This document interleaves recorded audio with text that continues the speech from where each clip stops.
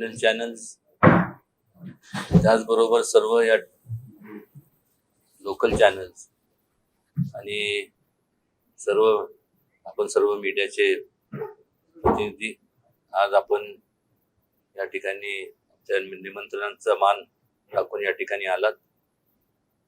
आपलं मी मनापासून स्वागत करतो. आणि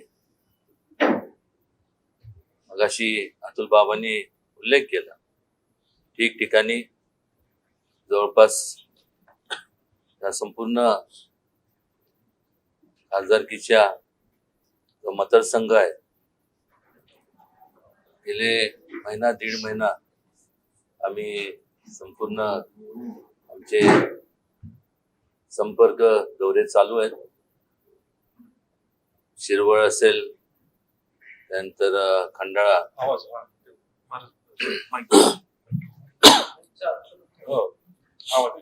शिरवळ,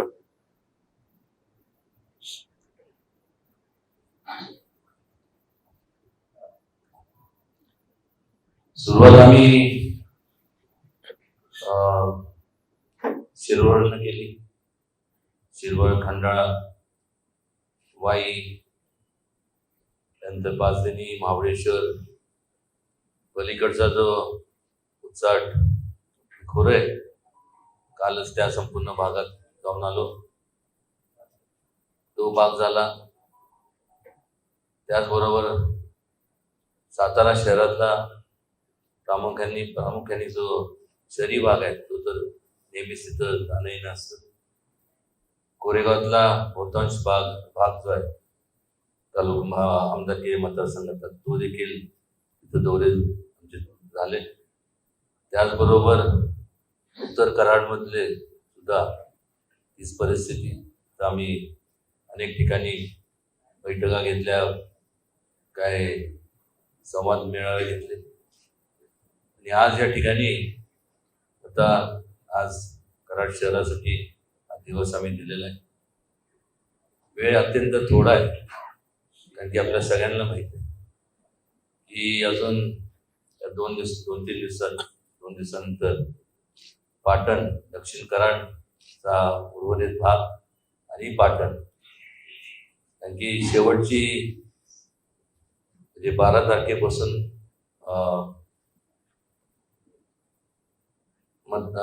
नॉमिनेशनची तारीख चालू होती आणि तिचं लास्ट तारीख आहे 19. त्यामुळं वेळ अत्यंत थोडा आहे.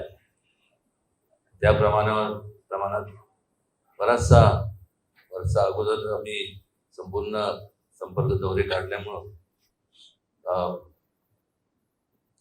बराचसा भाग कव्हर केला. आता जर करायचं, जे कोण इच्छुक असतील, तरी करायचं झालं तरी ते त्याला सुपरमॅनच लागणार, कारण की वेळ एवढ्या कमी वेळात सगळीकडे जाणं हे तसं फारसं अशक्य आहे. आणि त्यामुळं या संपूर्ण मागच्या वेळेस जे घडलं, यावेळेस अगोदरच तयारी आम्ही सगळ्यांनी केलेली आहे. मला वाटतं मी फार बोलण्यापेक्षा जर आपण आपले काही प्रश्न असतील, प्रश्नाच्या स्वरूपात जर आपण विचारलं तर ते जास्त उचित ठरेल. कारण प्रत्येक वेगवेगळ्या चॅनलचे आपण सर्व मान्यवर प्रतिनिधी आहात, प्रत्येकाचे प्रश्न वेगळे असतात. तर कृपया आपण सर्वांना विनंती करेन की आपले जे काय प्रश्न असतील ते आरामात विचारा, कारण भरपूर वेळ काही गडबड नाही.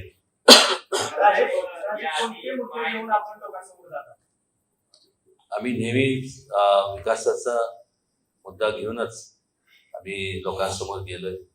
माझ्या संपूर्ण जीवनात कधी राजकारण केलं, कधी आडवाआडवीचं जे राजकारण असतं ते तर माझ्याकडनं कधी जमणारही नाही. केलं तर समाजकारण केलं, ते सुद्धा लोकांच्या हिताकरता. आणि त्यामुळं सर्वसामान्य माणसांना केंद्रबिंदू मानून जे म्हणून पहिल्यापासून जे करावं लागलं ते मी केलं.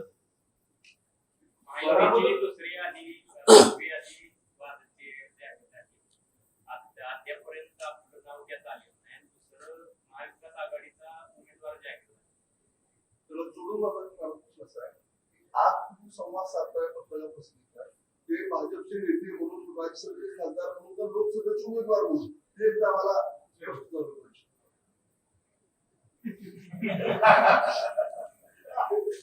पहिलं ह्यांचं उत्तर द्या. एक लक्षात घ्या, भारतीय जनता पक्ष हा एक नॅशनल लेवलचा पक्ष आहे आणि त्यामुळं संपूर्ण देशभरात आज वेगवेगळ्या राज्यांमध्ये निवडणुका, जसं महाराष्ट्रात निवडणुका चा प्रोग्राम जाहीर झाला तसं सगळी देशभरात प्रोग्राम जाहीर झालेले आहेत. स्वाभाविक आहे की टप्प्याटप्प्याने फर्स्ट फेज मधलं सेकंड फेज थर्ड या प्रकारे, त्यात आपल्याला माहिती आहे की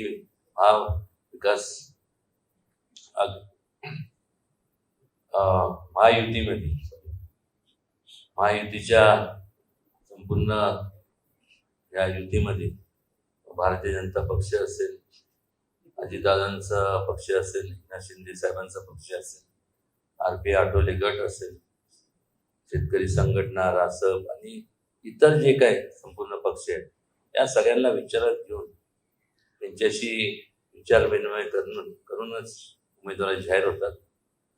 आणि त्यामुळं इतर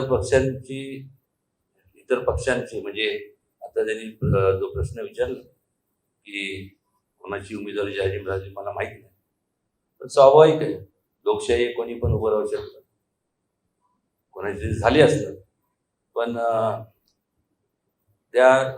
त्यांची जी महाविकास आघाडी, त्या महाविकास आघाडीचं जे काय त्यांची चर्चा झाली असेल त्यातून त्यांनी जाहीर केलं असेल, त्यावर मी भाष्य करणं योग्य ठरणार नाही. आणि आपला जो एक प्रश्न आहे, राज्यसभेचा खासदार तुम्ही आहेच, पण तुम्ही जो प्रश्न विचारला की तुम्ही लोकसभेचा काय उमेदवार म्हणून,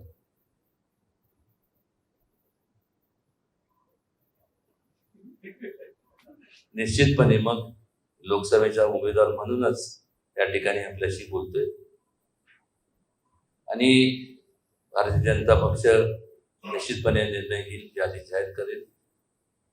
काय अडचणी असतात आणि ठिकठिकाणी आपण जर पाहिलं तर सातारा हा नेहमी एक प्रकारचा केंद्रबिंदू झालेला आहे आणि होताच महाराष्ट्राच्या राजकारणामध्ये. त्यात सातारा जिल्हा हा नेहमीच केंद्रबिंदू एवढ्या करता असतो कारण या सातारा जिल्ह्याने केवळ महाराष्ट्राला नाही देशाला दिशा देण्याचं काम केलं.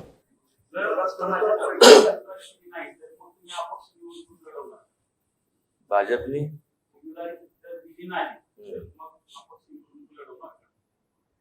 तुम्हाला कसं माहिती आहे ना,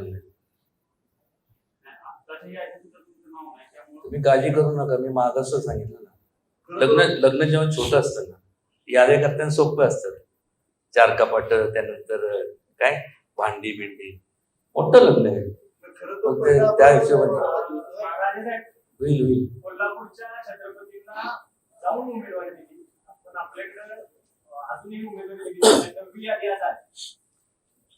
पहिलीच यादी आपलं नाव झालं पाहिजे आणि विरोधक पण टीका करायला लागले. मी लक्षात घ्या, पहिलं म्हणजे मी विरोधक हे कोणाला समजत नाही. वैचारिक मतभेद असू शकतात आणि का नसावे, प्रत्येकाचे जसं 5 बोटं एकसारखे नसतात तसं प्रत्येकाची विचारधारा किंवा विचार करण्याची एक विचार असतात मनात, हे वेगवेगळ्या त्यांच्या जसं सुचतात तसे ते विचार करतात. कोल्हापूरचे छत्रपती शाहू महाराजांना जाऊन त्यांनी दिली, स्वागत असेल, त्यांना दिल्याबद्दल. आणि मला दिली नाही असं त्यात काय वाईट मानायचं काहीच नाही. लोकशाही आहे. लोकशाहीमध्ये थोडं पुढं मागं आपण ज्यावेळेस चर्चा होती त्या चर्चेतनंच काहीतरी चांगलं घडतं. माझा प्रश्न करार संदर्भात आहे. करार दक्षिण उत्तर आणि पाटण हे विधानसभा मतदारसंघामध्ये एकूण 55% मतदान. मात्र या जर बघितला तर निगेटिव्ह फॅक्टर खूप मोठं काम होतं. तुम्हाला निगेटिव्ह फॅक्टर होतं. आता निवडणुकीत काय प्लॅन आहे तुमचा? नाही, सगळं प्लॅन तुम्हाला सांगितलं तर मग तुम्ही सगळं प्लॅन जाहीर करणार आणि मग ते समोरचा जो उमेदवार असेल त्याला सगळंच ऐकतं मिळणार. ते प्लॅनिंग माझ्यावर सोपवा, कसं करायचं काय करायचं.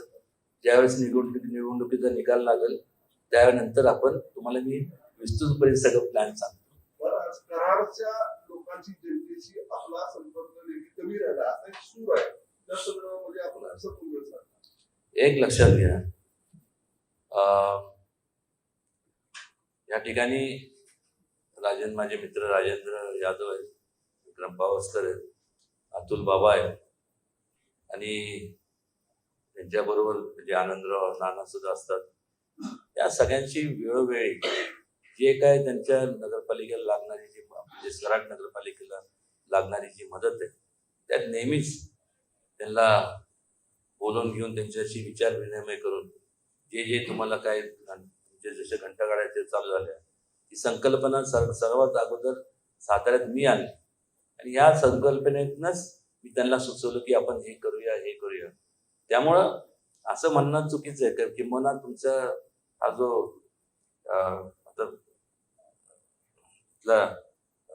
काय त्याला म्हणतात जसं लोणावळ्याला फ्लायओव्हर जो आहे त्याच्यामुळे लोणावळा गेलेलं कळत नाही, तशी कराड शहराबद्दल होऊ नये.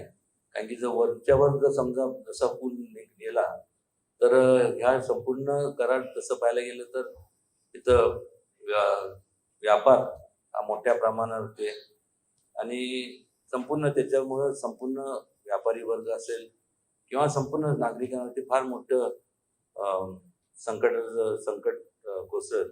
त्यासाठी सुद्धा अनेक वेळा आम्ही मीटिंग केल्या गडकरी साहेबांशी आणि नॅशनल लेवलचे जे काही इश्यूज आहेत त्या संदर्भात नेहमीच मी अग्रेसर असतो. उमेदवारी दिली गेली महाविकास आघाडीवर तुम्हाला आव्हानात्मक असं वाटतंय? त्यांना महाविकास आघाडीने तो त्यांचा निर्णय कोणाला द्यायचा त्यांनी दिली असेल. तुम्हाला आव्हान दिल्यासारखं वाटतंय? तुम्हाला काय उत्तर मिळेल?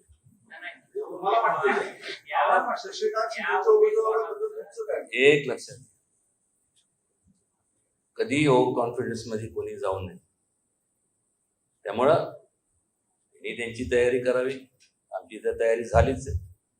तयारी कधी करतील माहित नाही. आणि मग शेवटी लोकांपर्यंत लोकांच्या मनात जे आहे ते लोक ठरवतील. लोकशाही तुम्ही लोक समाज, लोकशाहीतले तुम्ही लोक राजा. आणि शेवटी भविष्य कमी सांगणार माणूस नाही किंवा आपण कोणी भविष्य सांगू शकत नाही. पण एखाद्या माणसाबद्दल जेव्हा आपण बोलतो की हा असं आहे तो तसं आहे ते बोलणं सोपं असतं. पण मात्र ज्यावेळेस आपण एखाद्या माणसाचं आपल्याला कॅरेक्टर बघायचं असेल की बाबा हा कसा आहे, कोणी पण असेल, ते मला लागू होतं संपूर्ण स्टेजवरती बसल्याने सगळ्यांना लागू होते, तुम्हाला लागू होते, इन जनरल सगळ्यांना लागू होतं. साधारण एक 10-15 वर्षापूर्वी म्हणजे आता जवळपास 50s मध्ये तर राहत तर एक 15-20 वर्षाचा कालावधी बघायचा. त्या माणसाने वैयक्तिक वाटचाल कशी केली त्यातनंच तुम्हाला कळेल की समाजसेवक किती घडली आणि काय घडली आणि काय नाही घडली. नावं ठेवणं हे मी कधी करत नसतो, पण निश्चितपणे बऱ्याचशा गोष्टी ज्या आहेत त्या आज बोलण्यापेक्षा ते उघडकीस येतीलच. शिवेंद्रराजे असे म्हणले की कराड आणि पाटणमध्ये मतदार जास्त टक्केवारी जास्त पाटण आणि कराडनी जबाबदारी घ्यावी आणि महाराजांना निवडून आणायचं असं म्हणून त्यांनी स्वतःची जबाबदारी जटेल कसं वाटते? नाही तसं नाही. एक लक्षात घ्या, आता त्यांचं आमदारकीचं मतदारसंघ म्हणजे तिकडं मकरंद आबाचं असेल, शिवेंद्रराजेंचं असेल, महेश शिंदेचं असेल, इकडं शंभूराज देसाईंचं असेल, मग मनोज घोरपडे आणि धैर्यशील कदम असतील उत्तरेत, दक्षिणेत अतुल बाबा असतील. त्यामुळं त्या म्हणजे जेवढा अभ्यास स्वतःच्या आमदारकीच्या मतदारसंघातला त्यांना आहे, त्याचप्रमाणे इतर मतदारसंघातला तेवढा अभ्यास म्हणजे स्वाभाविक आहे, कारण की त्यांचं क्षेत्र नसल्यामुळं तिथं जास्त फारसं म्हणजे इन जनरल त्यांना सगळ्यांनाच माहीत असतं. पण बारकावे जे असतात ते त्या भागात जे लोक त्या भागातलं जो लोक म्हणजे प्रतिनिधित्व करत असतो त्यालाच माहीत असणार ना, म्हणून कारण कोण टाकत नाही. आपण निवडून आणू असं म्हणू शकले असते, तुम्ही खांद्यावर जबाबदारी घ्या असं म्हणून. हे बघा, हे तुम्ही शब्दांचं इकडे जुगलबंदी करू नका, तसं काही नाही. तुम्ही त्याची काळजी अजिबात करू नका. पालकमंत्र्यांनी परवा सल्ला दिला तुम्हाला की गाड्या फिरवू नका, स्थानिक पातळीवर काम झालं पाहिजे, त्याला प्लॅनिंग केलं पाहिजे, असं प्रकारचे हो, प्लॅनिंग झालेलं आहे. मी तेच सांगितलं ना, सगळं प्लॅन तुमच्या समोर मी उघडकीस केलं की झालं बोंबलच सगळं.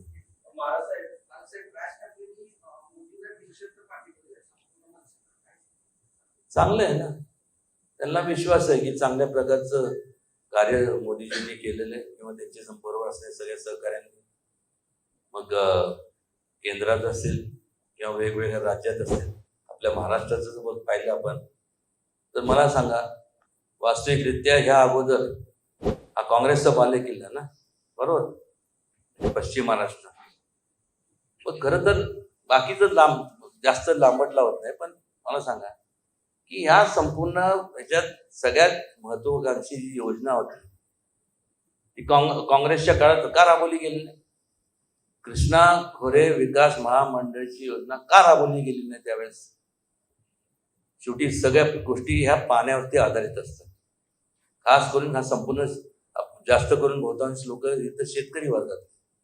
ज्यावेळेस मी जेव्हा निवडून आलो नाही त्याच्या अगोदर मी गोपीनाथ मुंडे साहेबांना संवाद साधला. त्यावेळेस आदरणीय मुंडे साहेबांशी त्यांना सांगितलं की आपल्याला ह्या भागात आणि ह्या संपूर्ण मग सोलापूर असेल किंवा सगळं म्हणजे ह्या सातारा जिल्ह्यातला बराच दुर्लक्षित भाग होता, त्याला आपण पाणी दिलं पाहिजे. पाणी काय तुम्ही सपाटीवर तिथं अडू शकत नाही. या ठिकाणी संपूर्ण सह्याद्रीचा संपूर्ण हा परिसर आहे. आणि त्यावेळेस कोणीही एकही बीजेपीचा लोकप्रतिनिधी नसताना तो प्रकल्प मंजूर केला.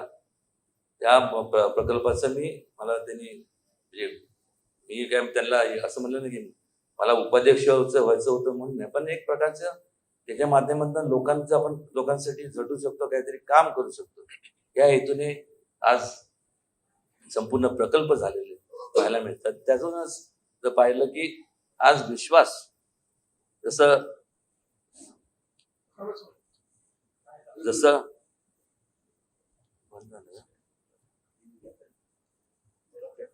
जसा विश्वास त्या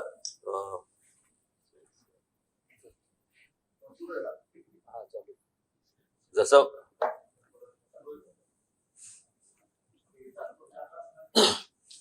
जाऊन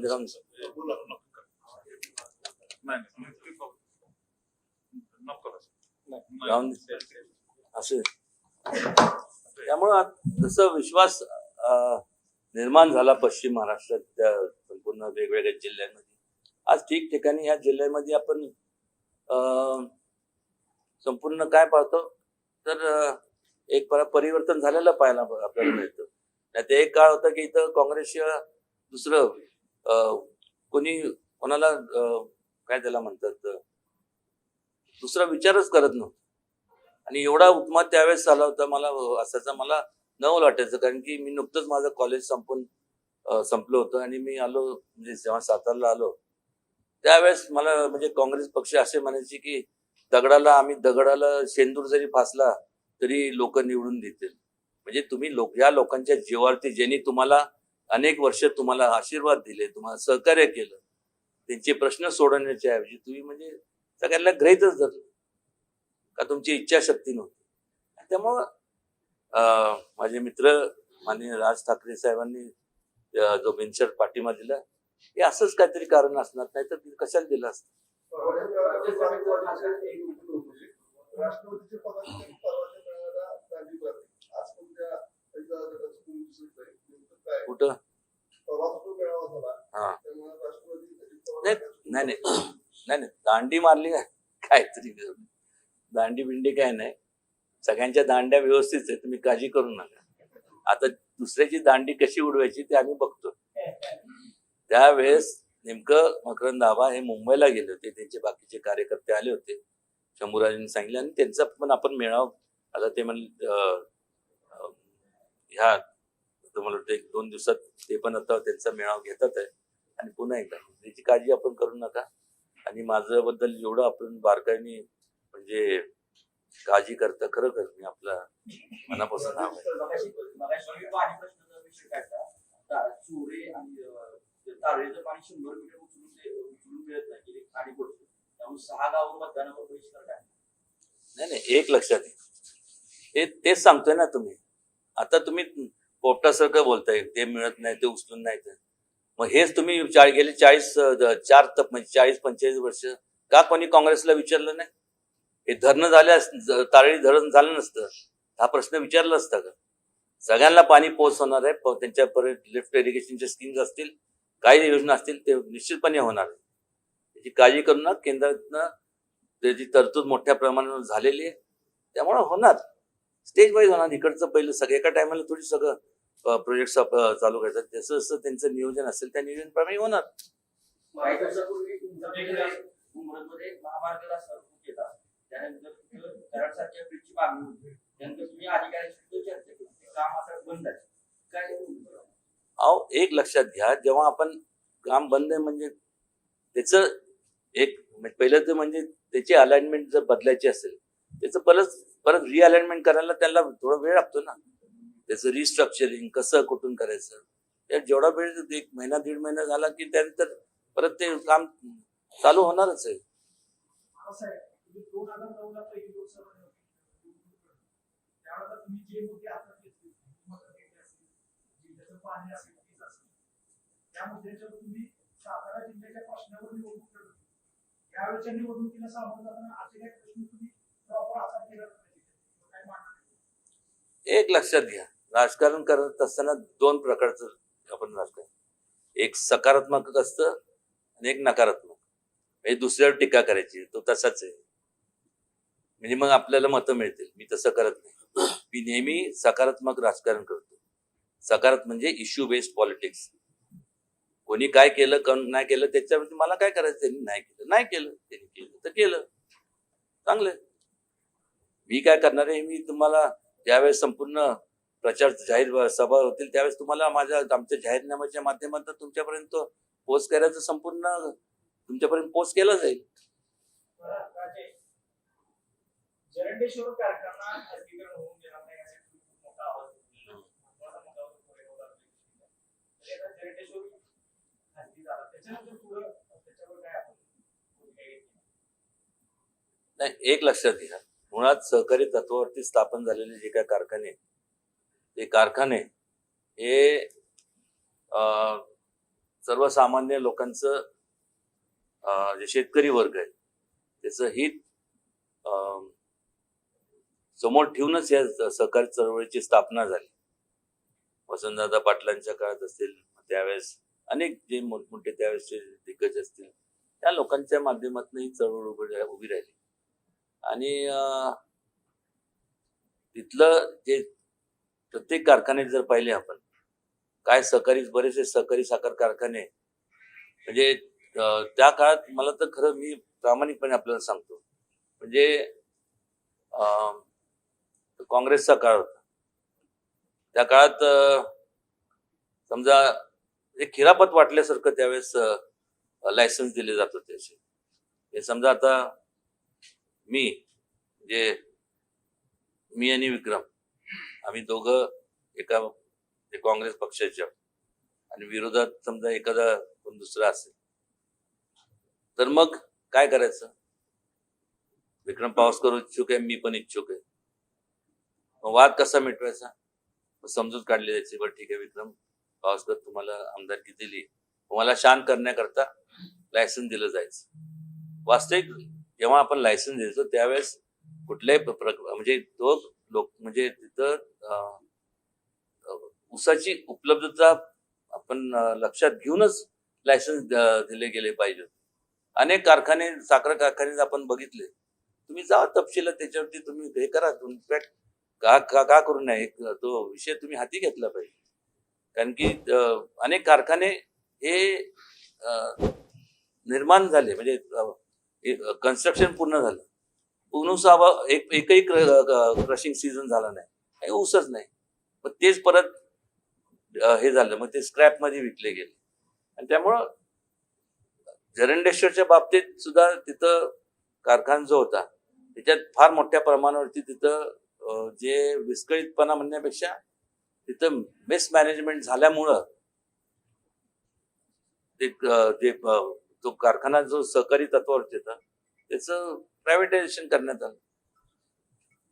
मी काय प्रायव्हेटायझेशनचं कधी समर्थन करत नाही. प्रायव्हेटाईज कारखाने ते तुम्ही प्रायव्हेट काढा, पण आता असे अनेक उदाहरण आहेत. मराठा आरक्षणावर शिवाजी महाराजांची जी बहुजनवादी विचारसरणी होती, विचारधारा होती, छत्रपती शिवाजी महाराजांची बहुजनवादी विचारधारा होती, विचारसरणी होती, त्याला सुसंगत भाजपची भूमिका आहे का? आहे. काय होतं एक लक्षात घ्या की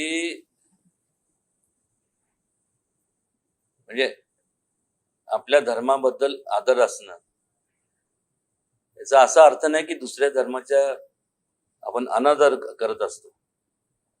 छत्रपती शिवाजी महाराजांचा जो सर्व धर्म समभावाचा जो विचार होता आणि त्या विचाराच्या आधारावरती त्यांनी वेगवेगळ्या जाती धर्मातील लोकांना एकत्र केलं आणि परकीय जे आक्रमण या देशावरती त्या काळात जे व्हायचं ते परतून लावलं लोकांना. आणि तो जो विचार रुजवला नसता आणि लोकांना एकत्र केलं नसतं तर आज आपण सगळे लोक गुलामगिरीत असतो. त्यामुळं भारतीय जनता पक्षाचं आपण जर हे पाहिलं तर मग म्हणजे असं नाही की बाकीच्या धर्मांचं ते अनादर त्यांच्याकडनं झालंय. असे तलाकचा विषय असेल, हे असेल, ते अनेक विषय असे आहेत ना. मराठा आरक्षणाचा विषय अजून प्रलंबित आहे आणि जरांगे पाटील समाधानी नाहीये. निवडणूक तोंडावर याच्या काही फटका बसण्याची शक्यता तिथे वाटते. एक लक्षात घ्या, मुळात एक माझं तर मी पहिल्यापासून माझं मत आहे, प्रामाणिक मत आहे. काय होतं की आता म्हणजे जाती न्याय जनगणना जर शासनाने तर मला वाटतं 10 वर्षानंतर असते ना. 10 आता किती 20 वर्ष झाली, किती झाले 20 त्यांनी केली जर असती अगोदर तर हा विशेष म्हणजे हा प्रश्न निर्माण झाला नसता. म्हणजे मार्च कुठला तारीख आहे 23 मार्चचा जो GR आहे, GR पण नाही, नोटिफिकेशन, गव्हर्नमेंट नोटिफिकेशन, म्हणजे ते काढलं आणि त्यात तुम्ही आरक्षण देऊन टाकलं. मला सांगा ना की त्याच्यामुळे होतं कसं की स्वाभाविक आहे ना, म्हणजे मी काय कुठल्या समाजाचं म्हणजे प्रत्येक समाजाचं मी समर्थन करतो. मी कुठलाही समाज कमी आणि हा कमी समाज आहे किंवा हा मोठा उच्च समाज आहे अशा मी कधी न मानणारा माणूस आहे. पण मात्र एक निश्चित आहे की हे करत असताना त्या वेळेसचे ते राज्यकर्ते होते, त्यांनी विचार करायला हवा होता ना याची दूरदृष्टी जसं म्हणजे भविष्यकाळात ह्याचे परिणाम काय होतील, समाजात किती त्याच्यामुळे तेढ निर्माण होईल. आणि झरंगे पाटील म्हणजे त्यांनी या अगोदर मराठा मोर्चे निघाले. लोकांचं एकच म्हणणं आहे, शेवटी आज नोकऱ्या जरी आपण काय सगळ्यांना तर नोकऱ्या म्हणजे आपण देऊ शकत नाही, पण शिक्षणाच्या बाबतीत जसं इतर म्हणजे मुळात त्याची व्याख्या तुम्ही बघा ना, ती व्याख्या तुम्ही जे आहे इकॉनॉमिकली बॅकवर्ड क्लास, आणि तुम्ही त्याचा अर्थ काय काढता, म्हणजे बॅकवर्ड क्लासला लागू. माझं तर म्हणणं आहे कुठल्याही जाती धर्मातलं मुलं असू दे, तुम्ही जेव्हा इकॉनॉमिकली बॅकवर्ड म्हणता त्यांना लागू होतं ना सगळ्यांना. आता तुम्ही ते इकॉनॉमिकली बॅकवर्ड म्हणजे मराठा समाजातले जे जो समाज आहे तो उपेक्षित आहे किंवा म्हणजे त्यांची दारिद्र्य रेषेखाली राहणारे असे किती बरेच समाजात, मराठा समाजामध्ये धुणे भांडीचे काम करतात. मग त्यांना वाटणं स्वाभाविक आहे ना. आज गावात कष्ट करून मुलाला मोठं करायचं म्हणजे आपल्या घरातल्या मुलांना, आणि कॉलेजला पाठवायचं, तिथं जेव्हा फीस भरायला पैसे नसतात, वेदना होणार नाही तर काय होणार मला सांग. आणि बाळासाहेब नरेंद्र पाटील यांनी भर सभेमध्ये मी सुद्धा इच्छुक आहे लोकसभेला. अरे मी तुम्हाला सांगतो, ही लोकशाही आहे, असं काय करते तुम्ही. म्हणजे अजूनही आशावादी आहे. अहो आशावाद कसं का नसावं. मला कराड जिल्हा हवा तुम्हाला वाटते का? आणि त्यासाठी मग तुम्ही प्रयत्न कराड कराड जिल्हा म्हणजे तुम्ही काय करणार आहे? सांगा कसं करणार कराड जिल्हा. भाजपनं जर भविष्यात कराड जिल्हा करायचं प्लॅनिंग केलं तर त्याला तुमचा पाठिंबा असेल का विरोध असेल? नाही नाही, एक लक्षात घ्या, तुम्हाला सगळे पहिलं 2 मतदारसंघ होते बरोबर, सातारा लोकसभा मतदार आणि कराड लोकसभा मतदार. मग ती भौगोलिक परिस्थिती असं करून त्यांनी मग केला 1 मतदारसंघ. वास्तविक पूर्वीसारखंच त्यांनी ठेवायला पाहिजे होतं, कारण की एवढा हा म्हणजे विशाल आणि एवढा मोठा मतदारसंघ आहे, जवळपास 2300 पेक्षा जास्त अधिक गाव आहेत, 5-6 नगरपालिका आहेत, आता नगरपंचायत हे ते पोचता नाकेने होती. म्हणजे तुम्ही जरी ठरवलं 5 वर्षाच्या कालावधीमध्ये, आणि त्यात मिळणारा जो खासदार निधी आहे तो किती आहे, वर्षाला 5 कोटी रुपये. आता एवढ्या ह्याच्यात कसं 5 कोटी कुठं टिकणार आणि कुठं जाणार. आम्ही तर मागच सुद्धा मागणी केली, तर यावेळेस सुद्धा मागणी आमची अशीच राहणार की किमान एक 25 कोटी रुपये प्रत्येक खासदार लोकसभेच्या खासदाराला मिळावं. प्रत्येक आमदार म्हणजे आमदारकीच्या मतदारसंघात किमान 1 कोटी रुपये तरी तिथं निधी देता येईल या हिशोबाने. आणि कराड जिल्ह्याच्या बाबतीत बोललं त्यावर जे काय ठरल इन द सेन्स की कशाच्या आधारावरती करणार, म्हणजे तुम्ही लोकसंख्याच्या आधारावर करणार काय ते अजून ठरलं नाही. त्यामुळे आता त्याच्यावरती भाष्य करणं योग्य आहे. आणि जर काय ठरलं तसं तर माझा विरोध असण्याचं काय कारणच नाही. हा एक लक्षात घ्या, पण एक आहे, जर म्हणजे करत असताना त्यात तुमच्या सगळ्यांचं हित इथं ज्याच्यात असेल, तुम्ही ज्या चर्चा करून तुम्हाला विचारात घेऊन त्यांनी करावं, म्हणजे इन जनरल सहीकडं, तर निश्चितपणे माझं विरोध असण्याचं काय कारणच नाही. आता तुम्ही निवडून आला संविधान विरोधी आहे असं आता सध्या चाललेलं आहे देशभरात. तर त्या संदर्भात काय तुम्हाला काय वाटतं, आहे विरोध वाटतं? वाटतंय? सांगा ना, मला सांगा. मी तुम्हाला विचारतो का वाटतंय तुम्हाला. धार्मिक वाद आहेत, हेच तुम्हाला सांगतो, सेक्युलर हा विषय कोणी काढू शकत नाही. प्रिएम्बल तुम्ही वाचलं, India is a socialist secular democratic Republic, त्यामुळे ते काढू शकत नाही. कोण काढणार? उगीच आपलं काहीतरी, तुम्हाला जर माहिती नसेल तर त्याची माहिती घ्या आणि मग ते तुम्हाला माहिती असेल.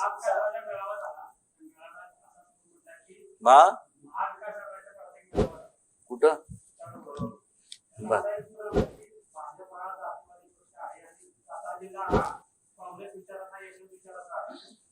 ठीक आहे ना. नाही आम्ही म्हणतोच ना की काँग्रेस आहे ना, मग काँग्रेस ज्या महाविकास आघाडीने मिळत आहे संपूर्ण ही चर्चा झाली किंवा ज्यांनी कोणी विधान केलं असेल, मग त्यांनी पहिलं सांगू द्या, बाकीचं लांब राहिलं, दुसऱ्या पक्षाचं लांब ठेवा. तुम्ही ह्या संपूर्ण जे मी मग कृष्णा खोरेसारखा महत्वाकांक्षी प्रकल्प का राबवला नाही, असे अनेक विषय आहेत. म्हणजे त्यात आता म्हणजे वेळ पुरणार नाही. 10 वर्षाच्या लोकसभेत समाधानी आहात का? 3-4 वर्षाच्या राज्यसभेत? 3-4 वर्षात ते 2 वर्ष गेले कोविड मध्ये. दीड वर्ष काय सांगते.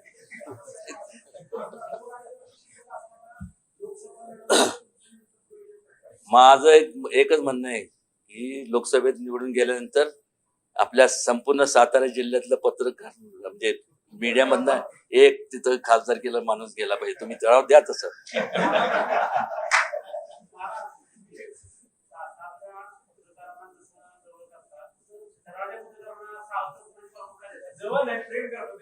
हो. नाही. काय काय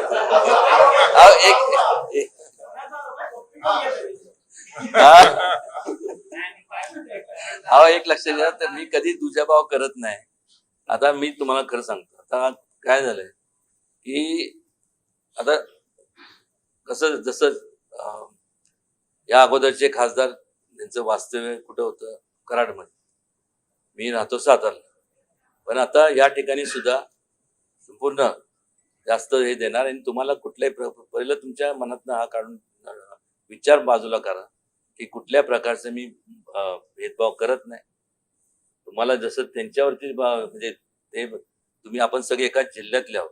त्या जिल्ह्याला एकत्रितपणे येऊन जास्तीत जास्त उंचीवर नेण्याचं काम करत असताना तुमच्या सगळ्यांची साथ लाख मोलाची.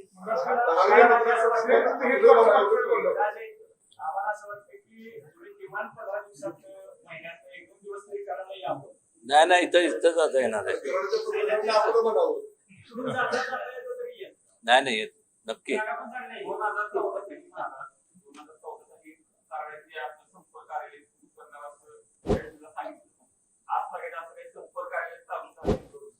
झालंय केलंय.